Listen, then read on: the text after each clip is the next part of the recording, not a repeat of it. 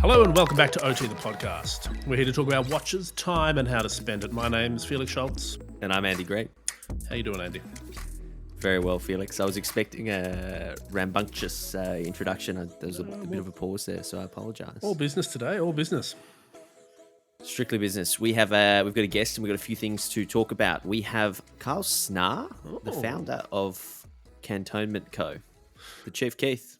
Chief Keith? The Chief of Kerchiefs. The Chief Keith of Kerchiefs. We're going to make that. We're going to make that pun several more times before this podcast is over. Fair get used to it. Before we talk to Mr. Snarr, Felix, what has been happening? What have you been up to? Well, I thought it's time to talk, just to keep things on topic, about my watch. What watch? We've sort of mentioned it in passing a few times, and if you're following on the soch, you've probably seen it. Spotted. Not really. My Bremont MBII. This is a new one for you. Yeah, fairly new. But it's not just your regular MB2. It is 100% custom, factory custom, unique to me. Actually, no, it's not really unique to me, but so you use the new configurator on the MB2? I certainly did. That came out earlier this year. I think we sort of mentioned it when it launched. Basically, if you're not familiar with it, we'll link it up. You can have some fun making your own custom MB2 on the internet. And should you wish to, you can pay for it and have it actually made, which is cool. So knowing you, Felix, know you really well, I imagine it's something colourful, bright, vibrant. Well, probably paid them extra to put some rainbow details on the dial. Yeah, I've got it sort of anodized in that rainbow, effect on the metal. No, because surprisingly, it's actually super plain Jane. But I struggled a lot more than I thought I would, Andy. So I'm just going to quickly. So what you can do, you can change the case. So you can have steel or black DLC. You can have 3 dial options. There's blue, white, and black. Blue's new. You can have an open or closed case back. There's a bunch of different strap options. And you can have the middle barrel, which is that sort of really knurled, typically aluminium material in a literal rainbow of colors. So there's, green and yellow and purple and black and anthracite, which is like black but grayer. And I didn't really know what I wanted to do. So let's start with the case. Which case did you do? Well, I actually wanted to before I got into the case, I wanted to ask you what you would do for yourself. Like, just say, what are you going to do? Okay, so I made one up when they first released it just for fun. I didn't go through with it like you did, but I went the DLC case because I thought that would look cool, and then I did the black dial with it looks pink, but it's actually I think it's purple barrel, and then I put it on one of their new sort of hybridy rubber straps. I think they call it's like the Childgrove, something like that. And that's what I did. And actually, I think I mentioned this when it first came out on the show, but Adam Craniotes, who we still haven't organised on, did basically the same configurator, which I think is a 1 in 1,000 chance. Yeah, about that. I don't know if you could do the Childgrove because, at least when I did it, I don't think it was an option. Maybe that's right. Maybe it's no. They've got ones with like high contrast stitching as well, though. So what I did was pretty much the polar opposite of you. Steel case, keeping it OG, white dial because I'm a sucker for a white dial. Closed back because it's got a new kind of like bronzy sort of Martin Baker challenge coin little medallion. You love a challenge coin, don't you? Oh, who doesn't love a challenge coin? Love them. Well, I mean, if you've got a medallion military style watch, yeah, you might as well lean into it. Also because I'm the movement. I don't feel the need to be staring at that all day. I like preserving the anti-magneticness of it by having the solid case back. But what really sort of got me was the middle ring. Okay. Sort of vacillated a bit between color and stuff, but in the end, I actually went with their titanium one, which basically means I've got a regular steel looking watch with 2 crowns and a white dial. Which is perhaps the most boring, custom watch out there. And it's on like a grey leather strap. Were you feeling okay that day? You Yeah, just well, super down, super flat? do you wanna know how I came to this conclusion in Yeah, I my do. Bremont life? I do. There's a few things. One, I actually thought about how I'm gonna wear this.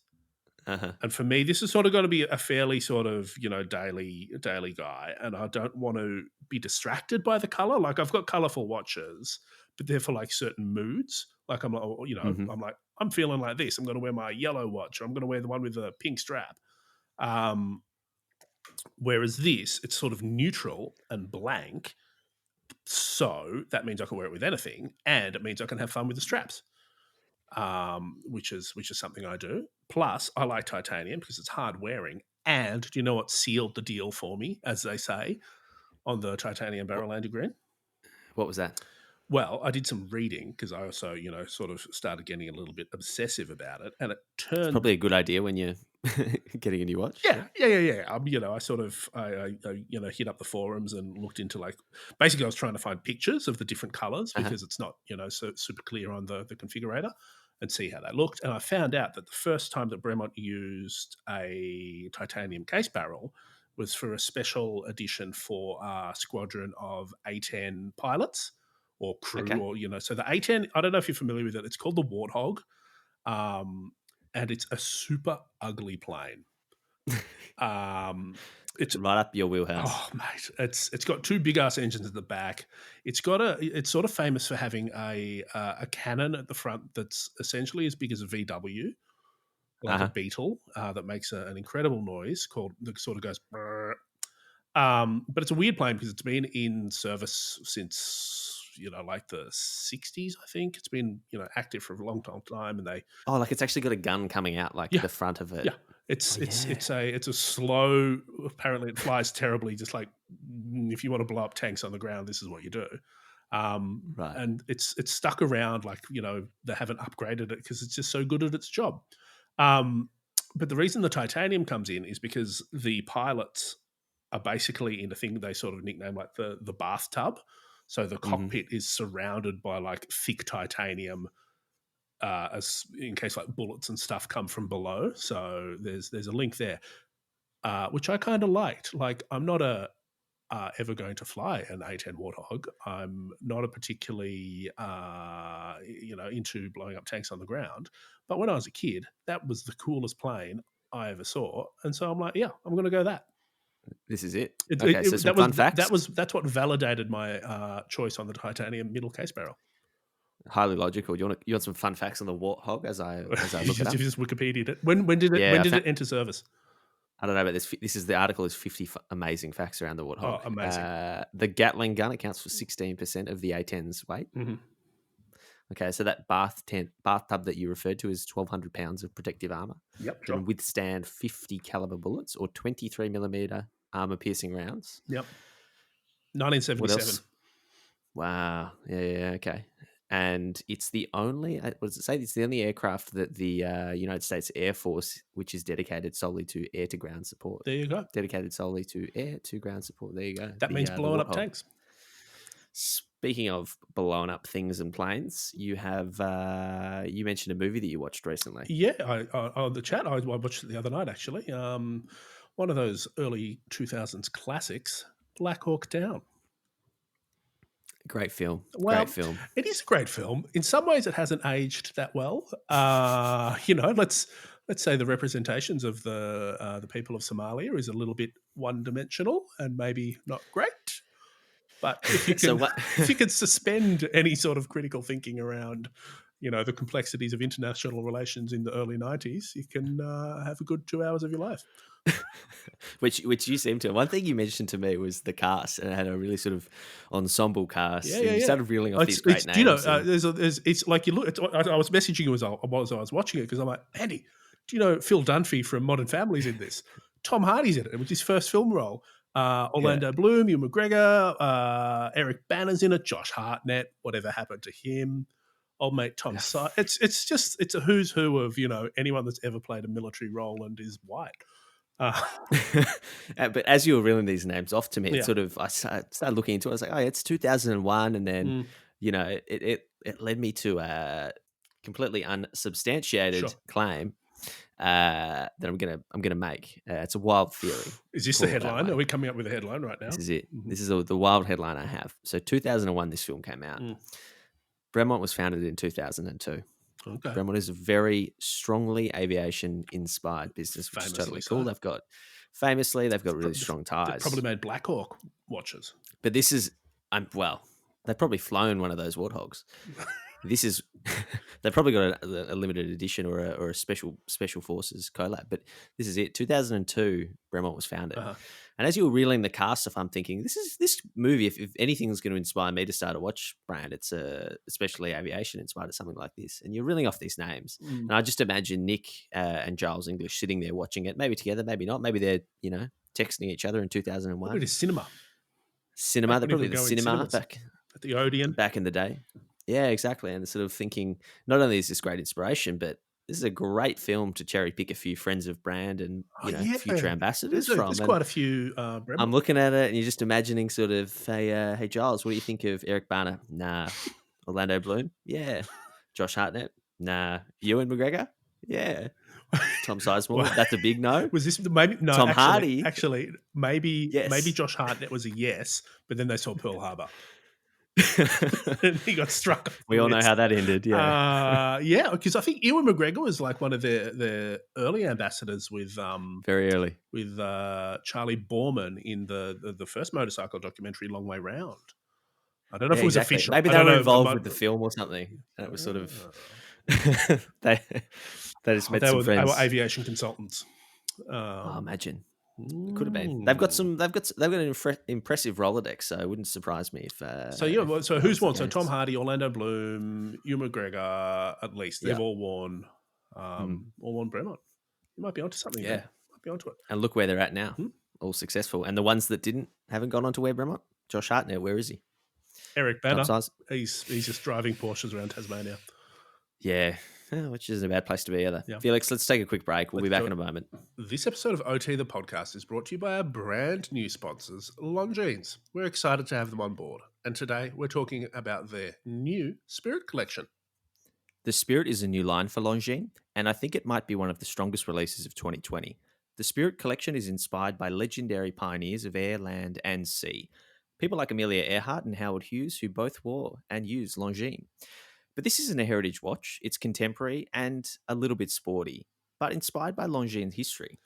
Yeah, I think this is going to be a very major collection for the brand.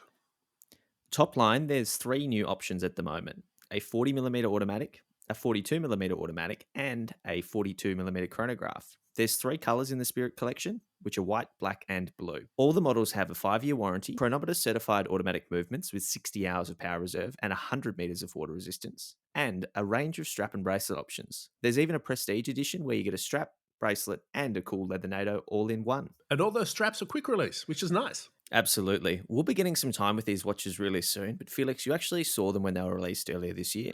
Yeah, I had a chance to check them out a few months ago, and I've got to say I was really impressed with the offering. The proportions and design are really smart and they're well finished. I personally loved the 40mm automatic.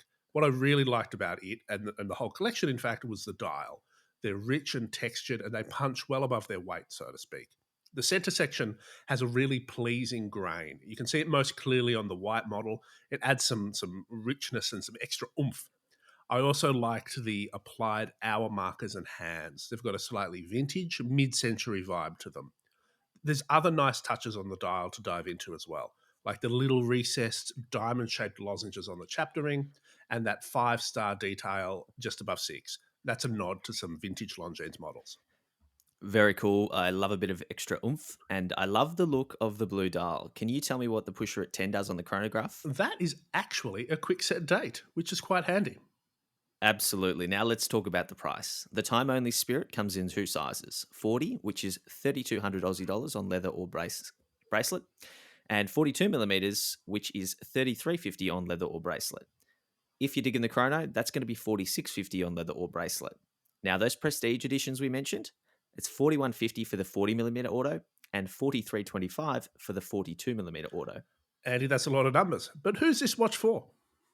It's an all-day, everyday timepiece, so I can see it suiting anyone and any occasion seamlessly. A particularly tempting choice that's great value as we enter Australian summer. The pioneer spirit lives on. Head to longines.com to discover the collection today and buy it online. We'll link it up in the show notes. Now, time to get back to the show. And we're back. Felix, it is time to get Kyle Snarr on the line. Let's The do chief. it. Felix. And a green. Today's guest is a gear-loving, watch-wearing, adventure-seeking gentleman who's previously worked at the likes of Gear Patrol, and he's recently taken a role over at Watchonista. Hey, I know who we're talking about. We're talking about Mr. Kyle Snarr. Yeah, hello. So if your Instagram feed looks anything like ours, you've probably seen Kyle's brand of kerchiefs all over it. So we've got the chief of kerchiefs on the show, Kyle Snarr. Welcome to OT the podcast. Hello. Glad to be here. Thanks for having me, guys. I'm flattered that you reached out. Thank you. No, it's our pleasure. It's always good to kind of get interesting people on the show. And as we mentioned, it's been hard to miss Cantonment Co. on. Did I say it right? On our feeds, our much cooler adventurous friends like Jason and James from the Grey NATO have been posting it all over, and it seems like a fascinating product that we wanted to hear more about. Well, yeah, thanks. Yeah, you totally said it correctly. It's Cantonment, and definitely Cantonment.co. And so we kind of used Cantonment Co as our handle on the good old Insta. But yeah, you said it perfectly. Amazing. So I think the place to start before we get into the kerchiefs is the story of Kyle Snarr before he landed there. And so you've got a pretty interesting background in marketing and a little bit in film school, but I'd love to hear sort of where it all started and where you're at today. Yeah, no problem. It is interesting. I grew up about an hour north of New York City in a place where I had immense access to the city, but also, to the upstate area where there's tons of opportunity for adventure and camping and backpacking, which was all very influential on me. And I also kind of grew up, in a automobile loving family and had tons of surrounding myself with just kind of fun, cool, mostly European cars throughout the years. And nice. Kind of this combination of adventure and automobiles led me to, honestly, movies of that same kind of ilk. And I just grew up loving those types of movies and kind of got this kind of thirst for film as a young kid. What were what was sort of when you're talking about those sort of movies, what was the most pivotal one in your upbringing that like will always be the all-time fave? Oh man. Well, I mean, that's changed over the years. And I think about my upbringing, the movies that kind of started resonating with me were some of like early Steven Spielberg stuff. So I was way into Jaws. I was way into Close Encounters of the Third Kind. Yeah, cool. And obviously, Raiders, that's a kind of a no-brainer, but those more adventurous style movies. And then, got a healthy dose of, just movies that had automobiles in it. My dad showed me Bullet at probably a too young of an age and things like that. So just the good stuff. Yeah, right. And so what happened? How did that love of film, get a bit more serious? Yeah, I in high school had an amazing photography teacher and an amazing English and writing professor, and both of them instilled in me this love of storytelling. And I actually, I scored a job at a little camera shop in town, so it was nice because I didn't have to work fast food like all my friends. Yeah. And all the film students from the local college would come and develop their movie film at this little camera shop. And they were, to me, like they were gods. They were like the coolest people when they came in to develop this stuff. And I just decided right then and there, like I have to go to film school. So when that time finally came and I went to university, I applied to film school with a film about cars and got in. And I quickly became that kid in the film school class who was always trying to involve vehicles with movies. Yeah. And some to good results, some to like not as great results. I get that. But about halfway through film school is when I realized I didn't really care to tell incredibly long, like let's just say feature length film stories. I was way more interested in telling short kind of really bitey stories. And that's when I realized that, maybe I just need to be like telling 30-second or 60-second stories. And that kind of, I started gravitating towards more the commercial side of media, Yeah, sure. and snuck my way into as many advertising classes as I possibly could at a very young age, in school. And then all of a sudden, I was trying to create commercials and trying to rally graphic designers from the graphic design department to come in and do overlay graphics onto my commercials, and pairing up film students with my friends in the advertising department to make better commercials, which now they do all the time, but at the time it was Yep. kind of like almost like church and state. Yeah, fascinating. So I think Felix might have mentioned before, but you sort of inserting cars into films. What I'm curious to quickly ask is what your favorite, or what you think the best film sort of that is centered around a car or cars is. For me, I think of Ford versus Ferrari, for example, as the most recent example that jumps to mind. But I'd love to kind of quickly hear your favorite. Yeah. So I have a couple, because I love, obviously I love just going to the movies, but I love documentaries as well. And so I think for me, the quintessential like insider car guy movie is Ronin with Classic. Robert De Niro. Yep, It's 100%. just, it's just that movie that is not at all about cars, but totally is. Yeah. It's like this hard boiled kind of spy thriller that was done in like the late 90s, but feels like it's straight out of the 70s. And the way that movie is shot, the way that movie incorporates vehicular madness in it in such a like car guy get it sort of way, is there's very few movies who speak to like that kind of car guy that I am than that movie does. And then kind of on the documentary side, I lived out in Salt Lake for quite a while, and my wife and I were big fans of Sundance Film Festival, and we were really lucky to be at the world premiere of Senna. And Oh, wow.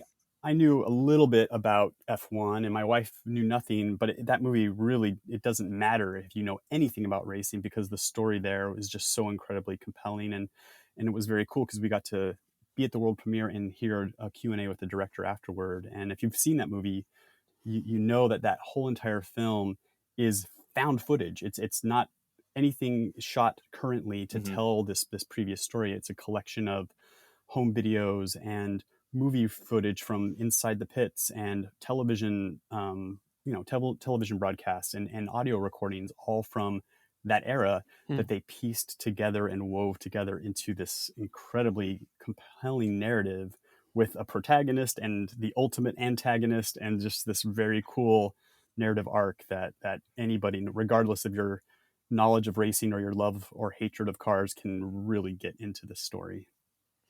Yeah, and moving away from cars a little bit, more to, I think, was it llamas or alpacas? Andy tells me you might have had a connection with one of my favorite films as a 20-something, Napoleon Dynamite. That is correct. When I was in film school, I went to the film school at Brigham Young University and went to the same kind of class as all the guys and gals who made Napoleon Dynamite, which is a complete classic, also premiered at Sundance. Um, so Jared Hess is the director of Napoleon Dynamite. His wife is Jerusha Hess. My senior year of film school, I was a TA for intro to film, and Jerusha was actually one of my students. So she's like like my best student by far I ever had. And Jared, actually, he shot my senior project, which was amazing to have him as my cinematographer for my senior project. But yeah, and I went to school with John Heater. He sat next to me in Photoshop class, and he has a twin brother who sat next to me in another class. And that was a great crew to kind of grow up and go through the ranks with, and watch them have so much fun and create Yeah, such an iconic character. Yeah, cool. cool. How did you end up at Gear Patrol? Because you spent a couple of years there. Yeah, absolutely. So right out of school, I some of the graphic designers that I was partnering with at school, I started doing some freelance with them, and it quickly became more than a freelance thing. And we formed a small agency, and right out of school, I was able to go deep into really the world of digital storytelling that was happening and booming at that time. And so, this was kind of during that flash microsite era, pre-Facebook, pre-iPhone, and really got to become very good as an agency at creating digital storytelling and incorporating video into websites. And I was able to shoot lots of stuff across the US and into Canada, and shot in the backlot of MGM studios, and got to do all this fun stuff, incorporating all this footage into websites, and rode that digital wave through the launch of social media, and through the launch of mobile devices. And in that process, learned a ton about just the world of like digital storytelling. Eventually found my way back to New York, where I grew up, and got into the world of media and online journalism. Ended up eventually working at Vox Media, which is an amazing organization, and loved working there, and helping, really kind of focusing on helping their editorial brands tell their story better in the marketplace. So crafting those go-to-market brand messages, and crafting the positioning that the president of the organization is taking to the media, and to shareholders, and to the internal employees, but helping kind of build out that brand, that media brand, on the highest level. While working there, I was very lucky to get reached out to by Gear Patrol to come over and actually spent the last 2 years working there as their marketer, who was really responsible for positioning the brand to the marketplace and growing that audience, and particularly learning how to engage with product enthusiasts and motivate product enthusiasts to to interact more with a brand.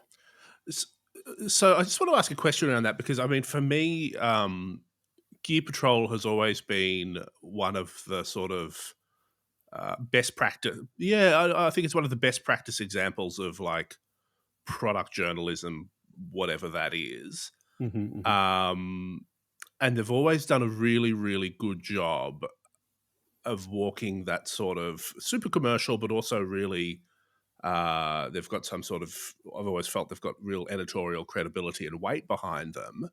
On the enthusiast side, how do you, if you're engaged with them, sort of dealing with the enthusiasts, putting stuff together, how do you build that community and not sort of take it too far, like sell them out, or treat them like just consumers, I guess? How do you deal with that?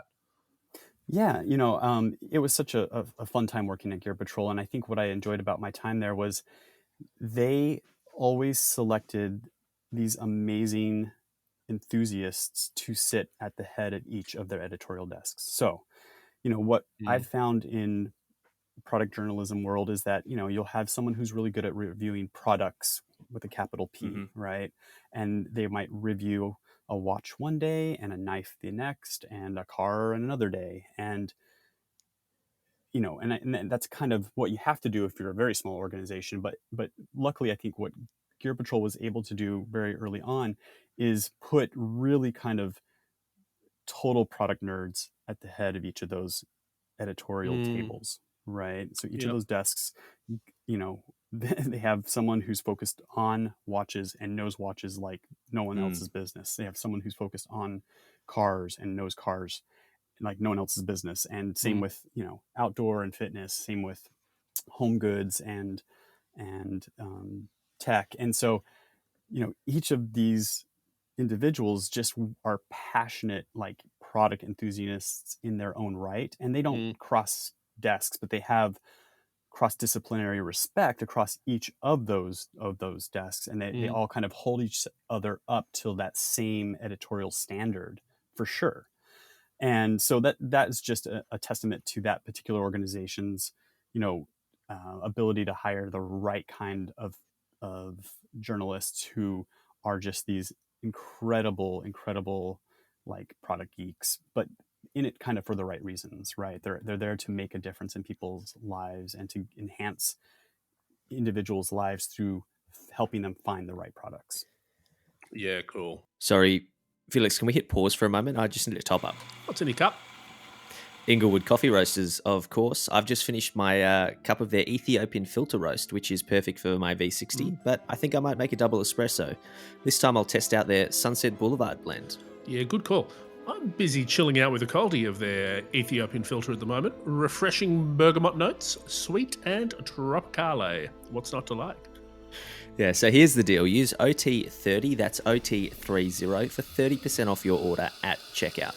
On top of that, Inglewood Coffee Roasters offer free shipping on all Victorian orders and Australia-wide when you spend over $50. Head to inglewoodcoffeeroasters.com.au to place an order today. We will link that up. OT the podcast, fueled by Inglewood Coffee Roasters. Let's get back to the show.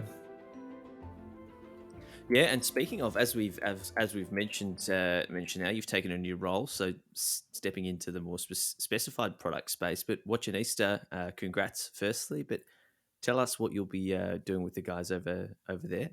Yeah, thank you so much. Yeah, I have for quite a while now have definitely been a watch enthusiast and got more so into the space about 10 years ago and have continually kind of driven down that rabbit hole since. I was very lucky to join the Watchonista team recently and will be focused on marketing and business development in the US and really, helping them similar to the work I did at places like Vox Media and Gear Patrol, like take and really formulate a brand positioning and something that is defined and differentiated from all the different publications in the space and trying to carve out some white space for the brand to kind of stand on its own 2 feet and have a different kind of voice in the space that is really particular and really kind of tuned to an audience within this niche that we all play in. Yeah, very cool. Well, look, before we talk too much about your main hustle in watches, let's talk about your side hustle, Cantonment Co. On a watch podcast. But this is sort of a side hustle. Well, I guess it's been keeping you pretty busy for the last 6-7 months. From what I understand, you launched it at the start of sort of this whole worldwide epidemic. But I would love to kind of hear what is Cantonment Co? What do you do? What are you trying to sell? What are you trying to achieve? Absolutely. Yeah, no problem. And yeah, I'm super excited to talk about it. I grew up with a couple of pals who we've known each other since, I was like 7 years old. And we've all kind of spread out to different parts of the U.S. I'm here in New York. I have one of my good friends is in Salt Lake City, Utah, and another's in Atlanta, Georgia. And, we kind of reconnected recently about 4 years ago. My friend, who is very much a product guy, he works at a product agency that develops products for brands and creates them, designs them, manufactures them.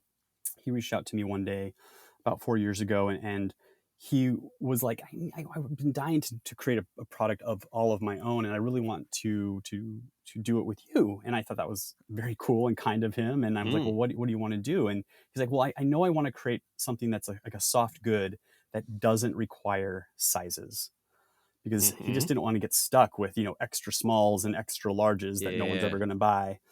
And, at the time I was working at a media platform called Flipboard, and it was about a 20-minute walk from Grand Central. And he was calling me literally in the middle of my walk to work.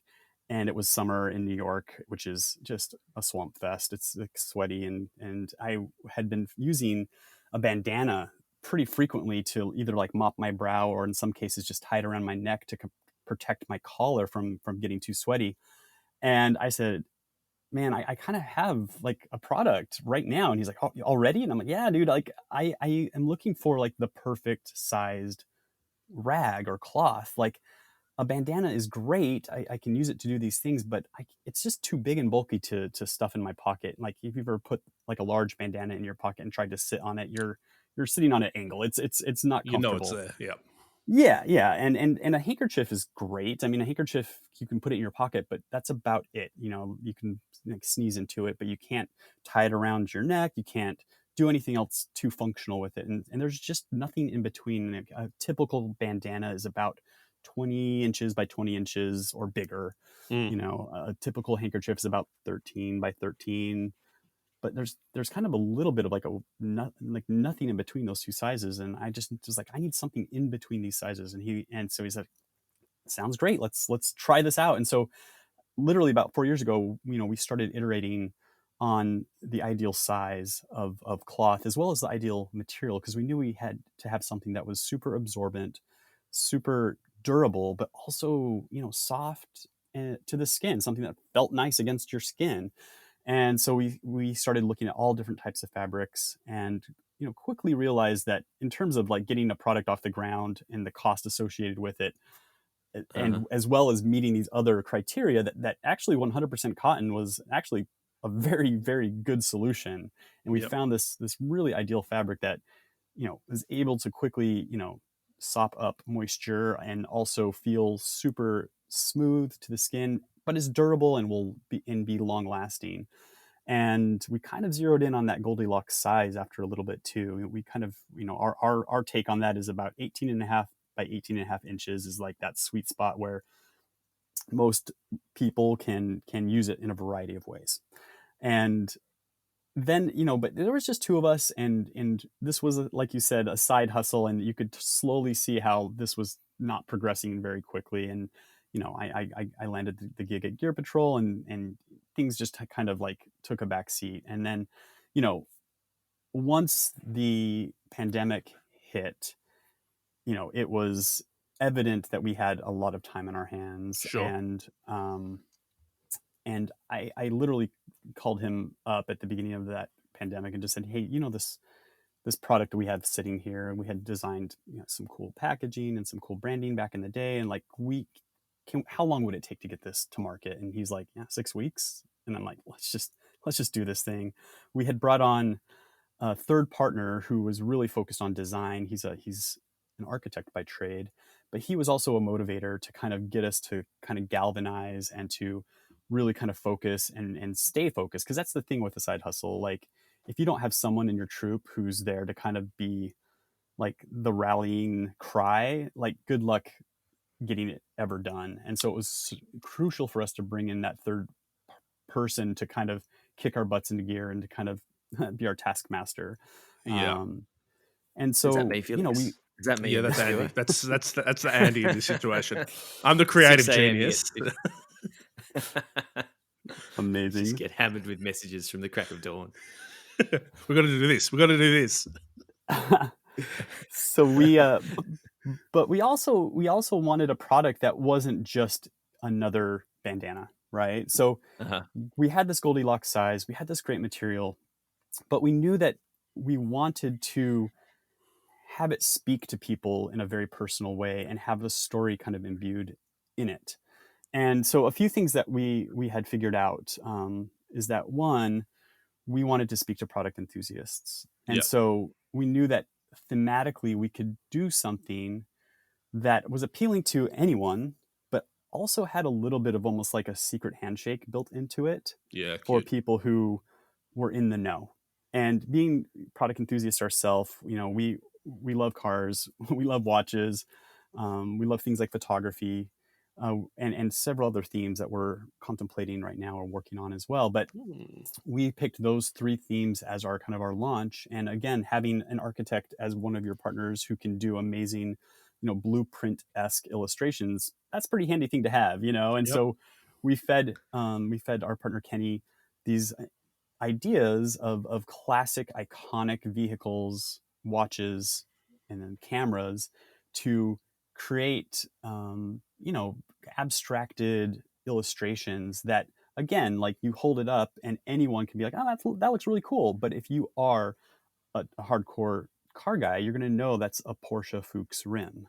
Or if you're a watch person like us, you're like, yeah, that's pretty much a Seiko Diver right there, you know, even though it's cropped in. Or, you know, if you're at all into photography and film-based cameras, you know you're looking at a Pentax K1000 when you look at that abstracted illustration. Yeah, it's cool. And so you get that extra level of meaning and story and insider kind of, like I said, secret handshakeness that kind of allows you to express your enthusiasm for something, but also have a connection with others who are in the know. Very cool, very cool. The blueprint approach, I think, is quite interesting, and it does make it gives it this nice sort of edge and something different as well. It's not like a print or something that's far too into the subject matter where it would almost be off putting. And these also come in, so they come in packs of 2, and they're pretty bright colors. Why don't you talk us through the actual sort of offering itself? Yeah, absolutely. Well, the offering actually came out of just the pure function of using them. So, I found myself back in the day, prior to launching this company, having to kind of pack around 2 bandanas. I like having one that I can, wear, and one that I can like use for other purposes, like, sneezing, So Yeah. having 2 was kind of always like an interesting thing. And it was just a really simple way also to amp up the value of the package Yeah. and also the price point, to be Mhm. honest. Like you can get 2 at this price versus 1 at that price, and we could kind of edge the total package value up a bit. But having 2 kerchiefs in a package allows us to do a few things. Number one, the value proposition. Number two, it allows us to play with things like color, right? And theme. So, for color, we love colors. We believe in um, kind of like adding color into your life, and so in every single one of our sets, we've kind of worked out a system where there's at least one color that's a little more, I would say, accessible, and I wouldn't say like expected, but kind of expected, and then the other is a little bit more flair, a little bit more pop. And it gives that opportunity for someone to have one of each thing and kind of experiment with kind of where they are on that spectrum of flair for any given day. It also allows us to tell different stories in terms of how you pair these objects with the things you love. Because for me personally, I can tell you right now, I'm wearing my red Opti kerchief with my paprika red adapt strap from the Worn and Wound guys.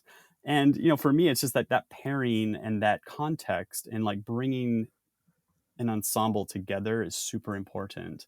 And I love bringing context to something like a watch, and having a kerchief of multicolors that I can pair with like my NATO strap or whatever.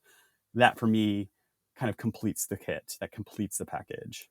So that was really important to us as well. And it's just been interesting to see. And I think one of the biggest struggles that we have right now is figuring out what is our color story and what is our overall trajectory, and how do we, you know, create products that do invite more and more people to them, Mm. because color is so subjective. I was in a branding agency for a long time, and whenever we designed a logo, we learned to design logos in black and white, because whenever we designed them in colors, the people would just be like, I like the green one, and they would just, Yeah, because the right. color was green, or they like that Yeah. color green. That's all they look at. So it's very subjective. Color is an interesting thing. So nailing that color story is something that we're working on right now, and trying to figure out how do we evolve it, and how do we also give an opportunity for people who maybe aren't into super bright colors to still have an access and a doorway into our brand, and find a place here. So we're working on those things literally as we speak. Yeah, cool. Amazing. I have an idea for sort of taking that brand a little bit further, and it sort of leads into our next big topic. But potentially, Felix, I don't know how you feel about this. Watch gang colors. So Whoa. you've got yeah. I mean, It's a you've direction. already got iconic colors. I mean, maybe don't go stepping on that Rolex shade of green too closely, because that might not be you might get lawyered pretty quickly. But you can make some homages, a little bit of Ploprof red, orange. I don't know. I got nothing. Grand Seiko, Grand Seiko Yeah. grey or something. we I'll give a little bit of hints. We are working on our next chrono set. Okay. And it does involve a little bit of coloration that is alluding to things you'll recognize from the watch world, and I'm really excited about it. I can't Cool. divulge too much just yet, but yes, we're working on our next chrono set. Yeah. Very cool. Right Well, now. I can't wait to check out a kerchief just in time for summer, Felix. We'll have to get a couple of matching Yep. sets Yep, for very each other much so. come And certainly let us know if you ever do a pink one. OT will get behind that as well. 100%. Awesome. We will. I can tell you right now, at some point, we will. Great. For sure. We're here for it. All right. Watches. I know that watches are a big part of your life. You've talked about it. I want to come back to the adapt strap from One because personally I'm quite interested in that. But at a top line, where do watches sort of fit into your life? You've mentioned already you've done the kerchief design, so we know that. But where do they fit in, and sort of what's your story there? Yeah, absolutely. I've had a watch on my wrist since the third grade, starting with, that kind of like cool Casio that every little kid wants or wanted back then, moving into, like Swatch watch, which just funny story. I actually, growing up and learned this recently, had the exact same Swatch watch as Bradley Price from Autodromo. We had the exact same Cool. watch growing up, and we've geeked out about that. He still has his. I do not have mine And you any both longer. turned into product-oriented design brand guys. It's interesting. I'm having lunch with him tomorrow, and yeah, here we are. He lives very close to me, so Yeah, say hi. I will for sure. And then I always have cared about. I can remember even as a young child always caring immensely about what I was wearing. Like I just cared. I would take time and still do to put on my clothes and figure out what I want to wear for the day, even though like here I am in the middle of quarantine and no one can see me but my family. Yet I still take time to pick out what I'm wearing. And so I always saw a watch as part of that ensemble, right? It was part of what I was wearing. It was part of that kind of that image I was trying to project out there. But it wasn't really, and I've always cared what that watch is, and have had some unique watches over the years, not necessarily like unique from a horological point of view, but cool designs and ones that people have gifted me that I thought were really cool. But it really wasn't until moving from Salt Lake City to New York City that the watch became another thing to me. And I think it's partly because, like I mentioned earlier, I grew up as a car guy, and in living out west, I'd commute to work every day in my car, and that feeling of driving to work in a car that I had chosen very specifically because of the way it looks, the way it drives, and the message that it sends to those around me, and that was fulfilling. That was fulfilling to me, and I remember just very clearly sitting at my desk, just waiting for, to head home from work, to get in my car and drive home, because I wanted that mechanical interaction, and I wanted that feeling of being inside this thing that I had crafted to look a certain way and sound a certain way and drive a certain way. And moving out here to New York, I take the train to work every day. Like I drove once every 2 weeks on a Saturday, maybe. Yep. And all of a sudden, and there's been some good articles over the years about this phenomenon, but when people move to New York who are car guys, it almost inevitably they become watch guys, because what what is that mechanical thing that I'm going to have with me every day? And what it became was my watch. And so that became the new signifier, mechanical thing that I could have with me throughout my day, that can, send that message or project that signal, that, and then let other people know what I'm passionate about and what I'm into, and connect with, again, other people who are in the know. So like, for a long time when I was driving cars, I had a couple Mini Coopers, and I was way into Mini Coopers. And I loved there was this era where you could be driving down the road and see another person with a Mini Cooper, and they would flash their lights at you. And I don't see that too often, but that was something that was fun for a little while there. And now it's like when I'm on a subway and I see someone with, a cool watch, I remember very vividly just being on the subway, and this guy is wearing an Oris diver, and you don't see Oris divers on everyone's wrists, and I just was like, dude, nice watch. And even though we were on that train for like maybe another 5 minutes together, we were like best friends by the time he got off. It was just that cool. instant like message to each other that we're watch enthusiasts and we care about this, and we could have an awesome conversation and just high five as he walked out his office stop. So I just, that's kind of that new thing for me, where now I don't drive every single day, and this is now that thing that kind of again, completes the ensemble, but also is that signifier to others. Yeah, right. So, what was the first, like, when you started realizing, the weight that watches had in that sort of mechanical space? What were you into? Like, actual brands and models. What were the Mm-hmm. ones that sort of got you excited? Yeah. So I this is dating me a little bit, but Sure. the there was a watch several years ago that the moment I saw it, and it's not a fancy brand or anything like that, but I think it's a rather unique watch, and that is, this was, man, early 2000s, and I was just on a website one day, and there was this watch that was released by Nixon, just kind of like a more fashion watch brand, but it was Yep. called Yep. Yep. the Roto Log. And if you remember this watch, it's had wood inlays, real wood inlays, as well as a analog face with a digital readout. So it's two rotating discs that Oh yeah, yeah. showed you the Oh. hour and the minutes digitally, but with rotating discs Oh, in the yeah. middle. Okay. Yeah. Cool. I Yeah, don't know and that watch. I sent it to my wife one day, just said, look at this, not expecting anything, honestly, not expecting anything, but she got it for me for Christmas that year, which was amazing. And I was young, I was just out of school, and it was kind of expensive ish. But like Mm-hmm. that again was a very distinctive watch with a distinctive style. They had a matching wood inlaid belt buckle too. And Nice. I had to get it because I had to complete the set. I needed to have that set complete. And so that sat on my wrist for a couple years. And while I was working at this design and digital studio, we got an RFP in to do a website redesign for a big Swiss, well, I should say a small but like well-known horology Swiss brand. I'm not going to mention the brand name because Oh, we'll go into that. sure.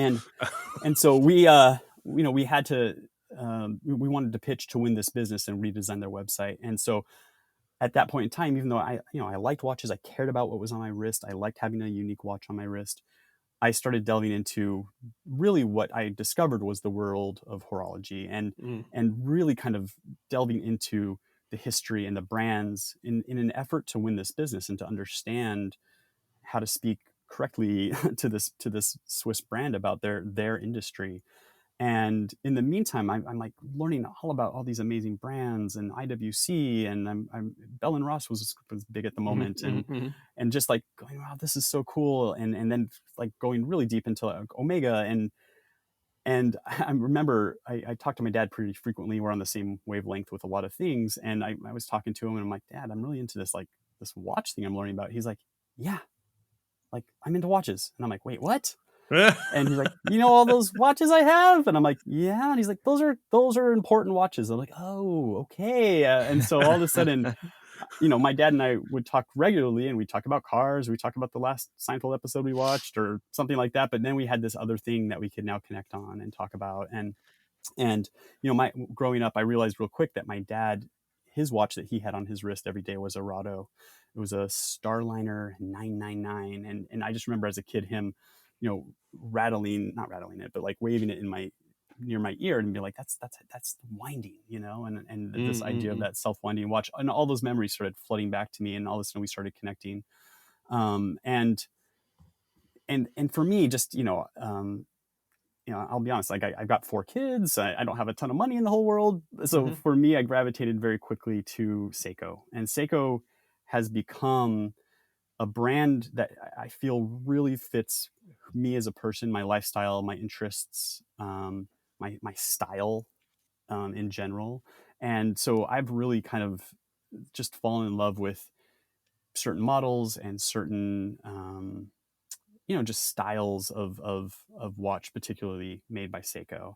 And so it's rare that I don't have a Seiko on my wrist, but when I don't, it's usually a fun little micro brand that I've learned about or connected with the creators of that watch, which is I Yeah, think is a really sure. cool Yeah. phenomenon that we can talk about. But yeah, Seiko has become my go-to. Again, like putting a Seiko on a NATO strap for me is the same as putting on my favorite hiking boots or my favorite hat or my favorite kerchief. It Mhm. fits this language that I want to surround myself in. And feels right. It feels right. Yeah, it's like that slipping on that my favorite backpack, it's like all in that same vibe. And there's just something about that. And no, I will not chop off the little extra strap off my NATOs. I freaking love the little extra strap. It's cool. Not Shots cutting it fired, off, James James Stacey. Stacey. Not happening. If you really want that, just buy a single pass. Yeah, what's the deal? Like, you have to go maim a perfectly fine. He's now gonna like cut up one of the kerchiefs. Cut the yeah, seriously, just to spite me. It's gonna be round 2. Look, what I really like you said with your father around not realizing you're both into watches and connecting.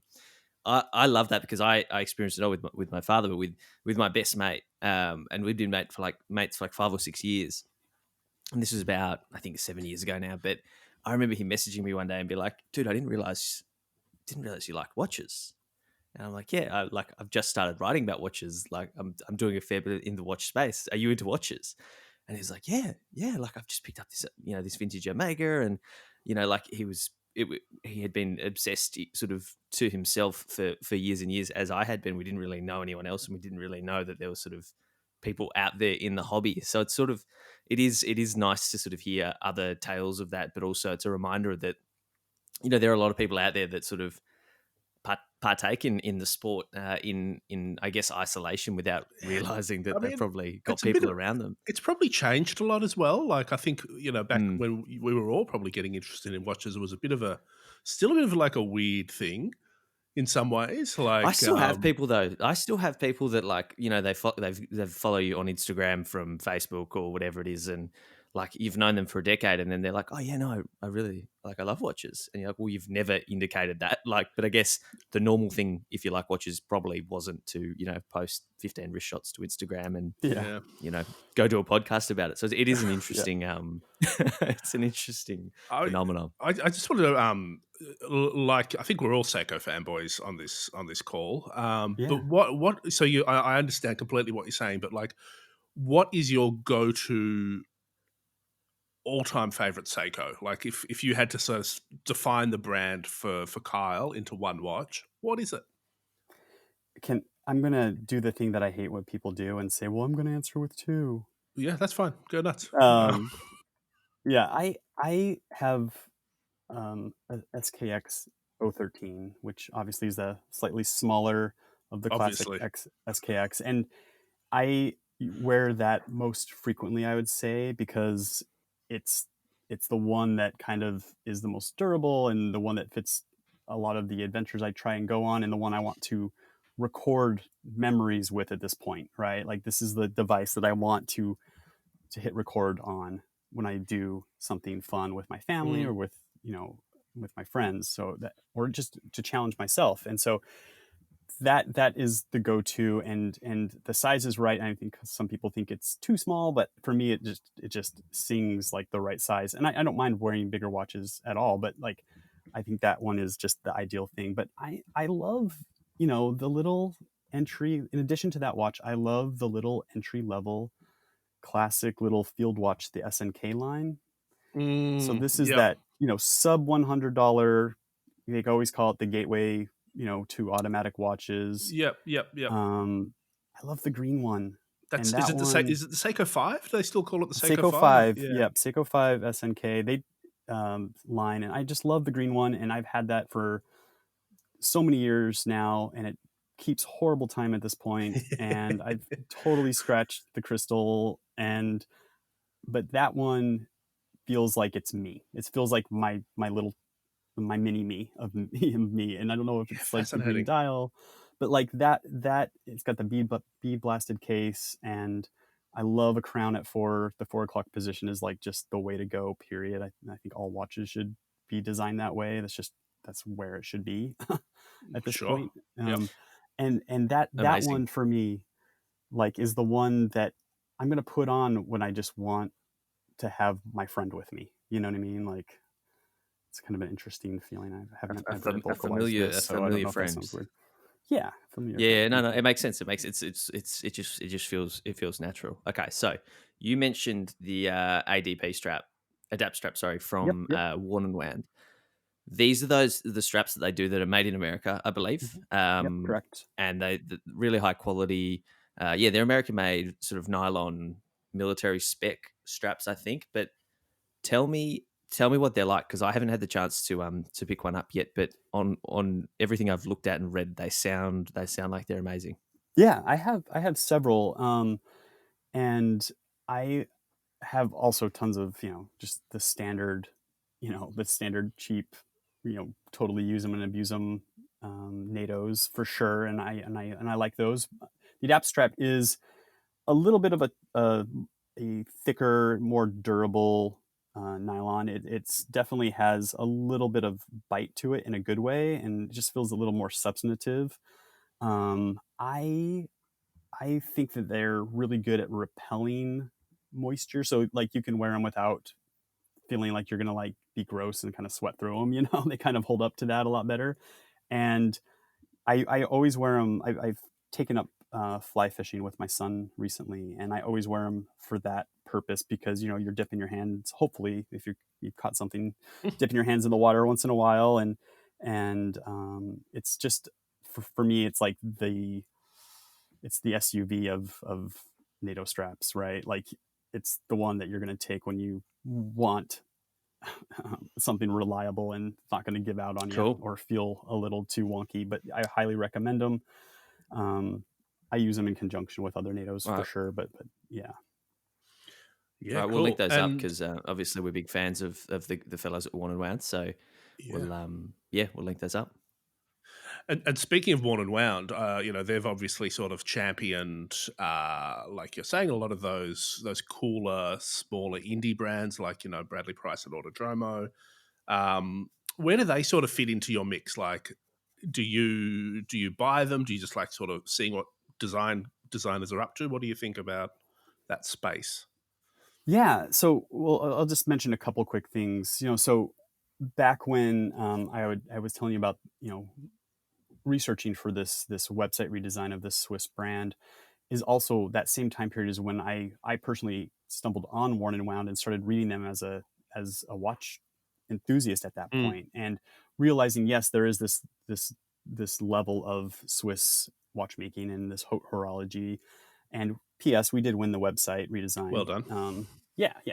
Congrats. But yeah, and but yeah, they that's at that time I started reading Worn and Wound regularly and became pals with those guys virtually, and and then really kind of getting to know all of these other brands and their creators, through things like the Wind Up Watch Fair and just Instagram in general. But Worn and Wound has been a nice kind of champion for that indie watchmaker stratosphere, right? And I'm also big fans of them because as developing a new product ourselves, they were one of the first brands I should say shops I went to say, hey, look at this thing I'm working on.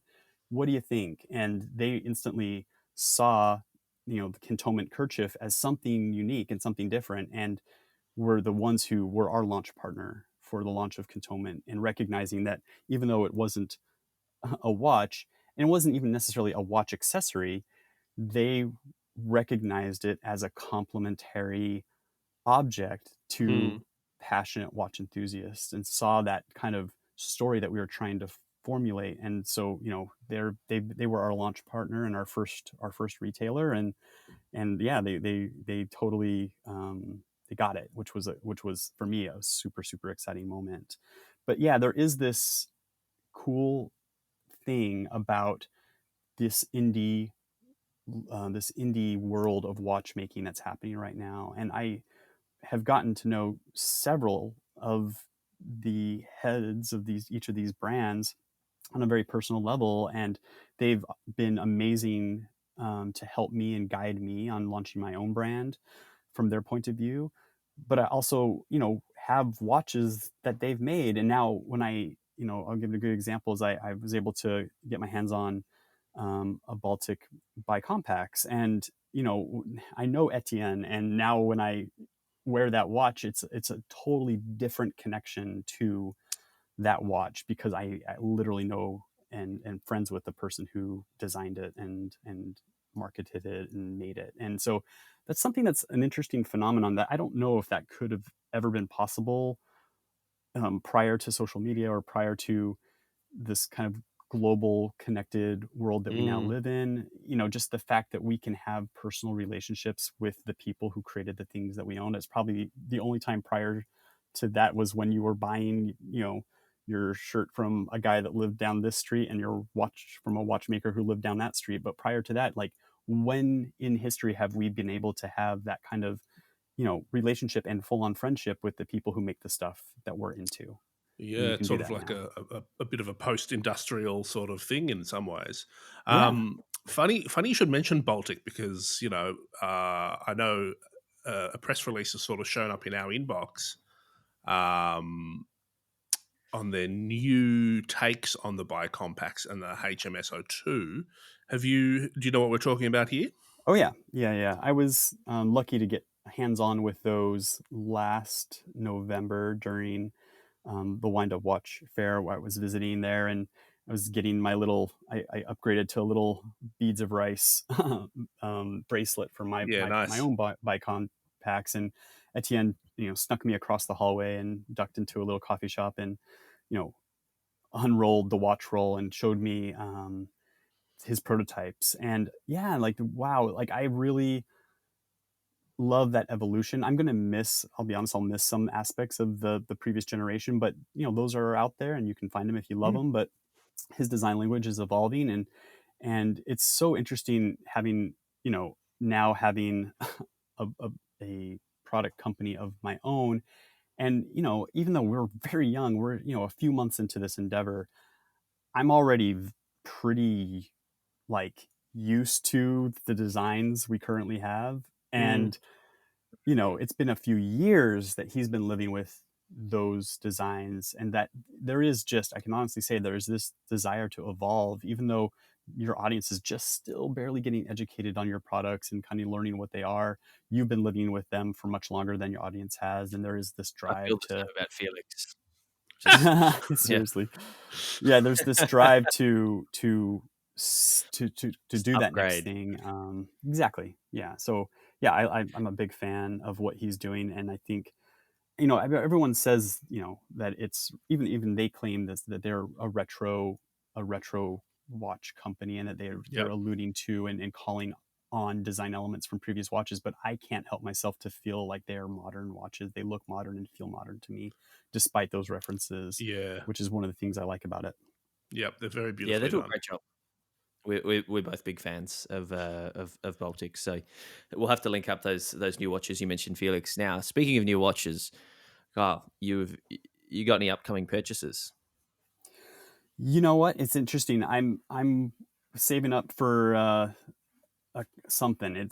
And so it's interesting when I'm making, like, my decision about what watch I'm going to get. I give myself, like, criteria, and really kind of say, all right, this, what is missing from the mix, and what do you need to kind of make sure this has. And I let the criteria determine the purchase, not like, Yep. I should say I tried to do that. So I with the Baltic, I didn't set out to get that Baltic Bicompax, but I knew I wanted a certain size, diameter. I Hmm. wanted, a certain lug width. I wanted drilled lugs. I wanted a domed crystal. I wanted a complication, and Hmm. I had this much to spend. So what starts fitting into there, and that's what led me to the Baltic. That, and when I showed my wife it, she fell in love with it and was like, "You can get it, and whenever you get the green light from your wife, then just take it,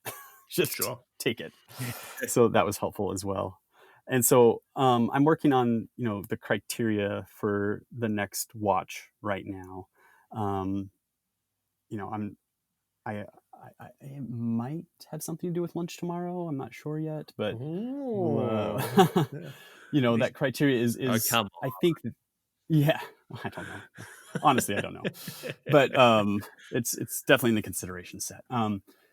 Yeah, I'm working on it. It's got to be something that has some automotive influence in it, and that's just kind of where my head's at right now. And I'm looking for something that feels very modern.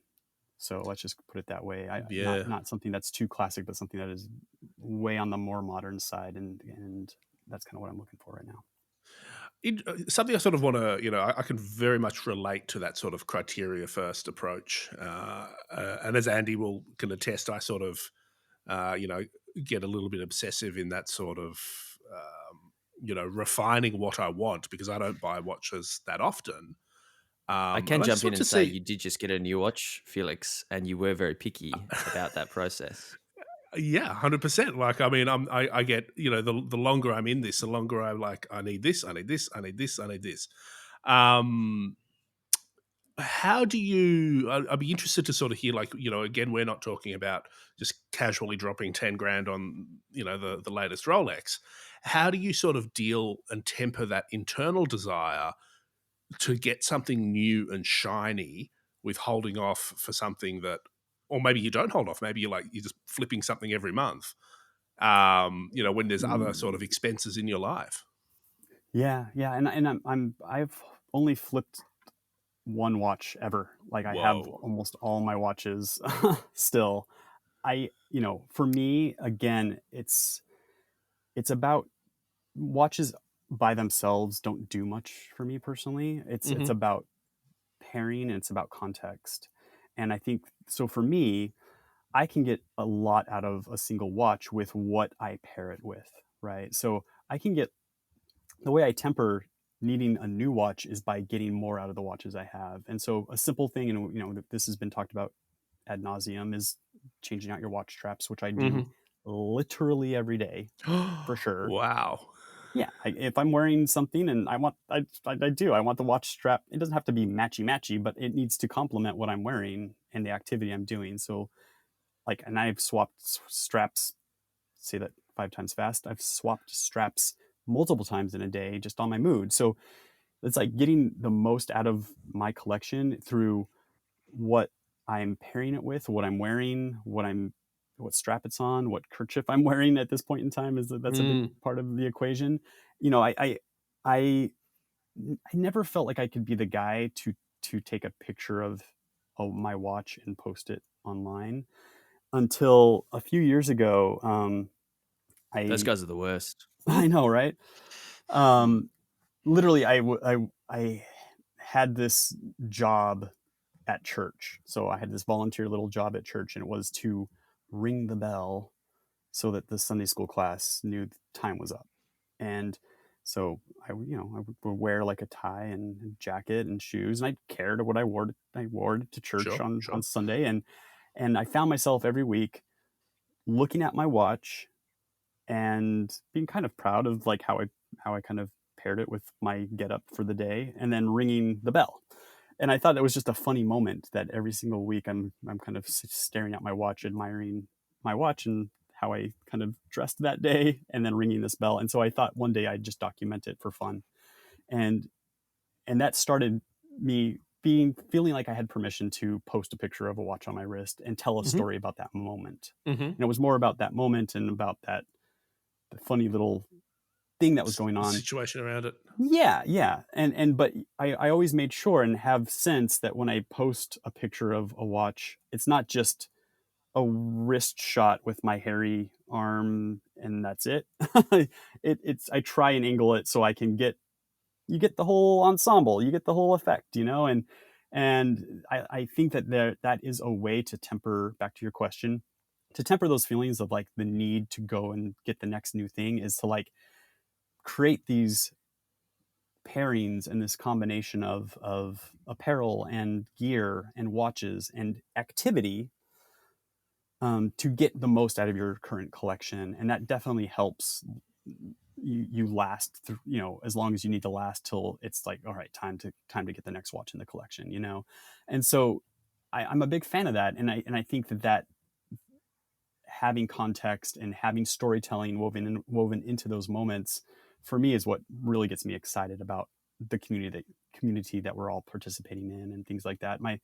favorite Instagram feeds of watch lovers aren't just wrist shots. They're Mm. wrist shots peppered into a life of moments and reality and funny stuff and weird stuff. But like bit more context. yeah, there's like the context. I do follow tons of people who just post wrist shots, and I do enjoy those too. But my favorites are the ones that kind of you see like the rest of their life coupled with this love of watches. Yeah, 100%. Yeah, like that. All right, what I want to ask you, Kyle, is you're a marketing guy. You've got this strong, especially digital marketing background with the advertising as well. Putting you on the spot here, but who does watch marketing well in the watch industry? That's a great question.